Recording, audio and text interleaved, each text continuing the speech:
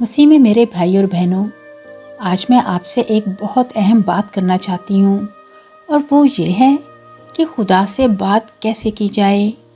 वैसे ही जैसे कि बाइबल मुक़द्दस में सब नबी करते थे, और इसका सही तरीका क्या है।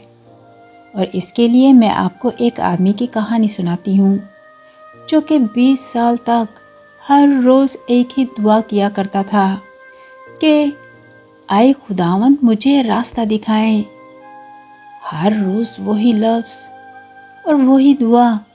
और एक दिन खुदा ने उससे पूछा कि तुम बार बार मुझसे एक ही बात पूछते हो, जबकि मैं तुम्हें कब से उसका जवाब दे रहा हूँ। तब वो आदमी हैरान हुआ और बोला, आए खुदावंद मैंने तो आपकी आवाज़ कभी नहीं सुनी। तब खुदा ने उससे जवाब दिया, क्योंकि तुम दुआ करते हुए कुछ देर खामोशी नहीं होते कि मेरी बात सुन सको। अजीज़ों, हम में से ज़्यादातर इसी आदमी की तरह हैं। हम दुआ में बोलते ही रहते हैं, वो खुदा के जवाब का इंतज़ार ही नहीं करते। हम खुदा को अपनी ज़रूरतों की लिस्ट बताते रहते हैं कि हमें ये चाहिए, वो चाहिए, हमारी मदद करें, और फिर आमीन कह देते हैं, यानी हमारी दुआ ख़त्म। जबकि खुदा दुआ को हमारे साथ बातचीत का ज़रिया बनाना चाहते हैं, जिसमें हम भी बात करें और खुदा भी जवाब दें। हमारे आसमानी बाप हमसे एक बेटे और बेटी का रिश्ता चाहते हैं, और अपनी ज़रूरत बताकर भाग जाने से ये रिश्ता नहीं बनता, बल्कि वक्त देने से, रुककर बात को सुनने से बनता है। अब हज़रत इब्राहिम को देखें। जब खुदा ने उन्हें बताया कि वो सदूम और अमोरा को तबाह करना चाहते हैं, तो उन्होंने खुदा से सवाल किए कि अगर वहाँ पे 50 नेक लोग हुए तो, इसी तरह अगर वहाँ 45 हुए या 40 हुए और या फिर 30 लोग हुए तो। और खुदा हर मर्तबा उन्हें जवाब देते रहे। और ये होती है गुफ्तगू, और इस तरह होता है खुदा से बातचीत करना।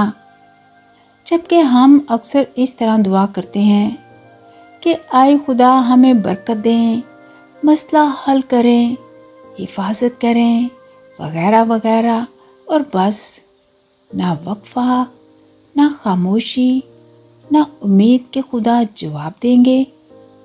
और फिर हम कहते हैं कि खुदा मुझे जवाब क्यों नहीं देते, जबकि हम जवाब का इंतज़ार ही नहीं करते। यिर्मयाह 33 बाब में खुदा फरमाते हैं, मुझे पुकार और मैं तुम्हें जवाब दूंगा, और वो बड़ी और मुश्किल बातें तुझे बताऊंगा जिन्हें तू नहीं जानता। अजीज़ों, खुदा ने यहाँ ये नहीं कहा कि मुझे सिर्फ पुकारो और मेरे जवाब का इंतज़ार ही मत करो। इसलिए हमें याद रखना चाहिए कि खुदा की तरफ से तब जवाब आता है जब हम रुककर सुनते हैं। इसी तरह हम दुआ में ऐसे अल्फाज इस्तेमाल करते हैं जो हम रोज़ाना ज़िंदगी में कभी नहीं बोलते। जबकि दाऊद बादशाह कहते हैं, अपने दिल खुदा के सामने खोल दो।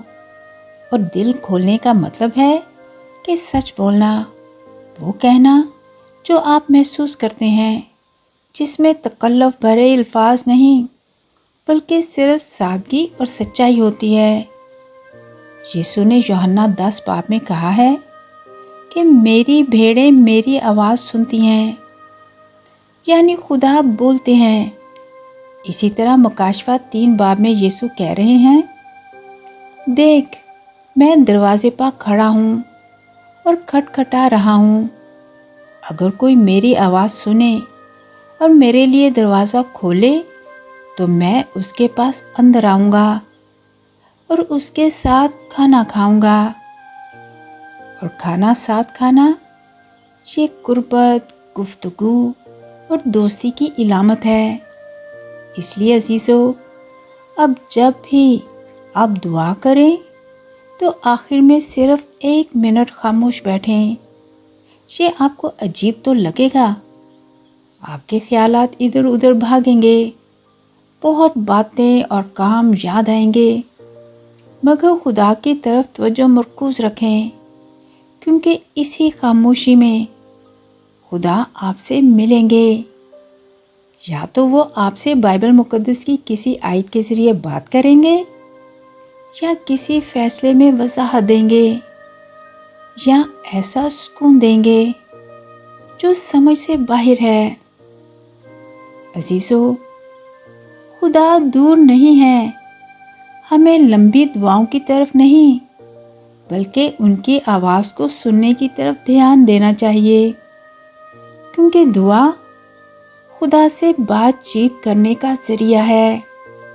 خدا چاہتے ہیں کہ ہم ان کے سامنے خاموشی سے بیٹھیں تاکہ وہ ہم سے بات کر سکیں، اور ان کی بات ہماری ہر خواہش سے زیادہ قیمتی ہے۔ اس لیے آج ہی اپنے آسمانی باپ سے گفتگو شروع کریں، وہ آپ کا انتظار کر رہے ہیں۔ یسوع کے قدوس اور جلالی نام میں آمین۔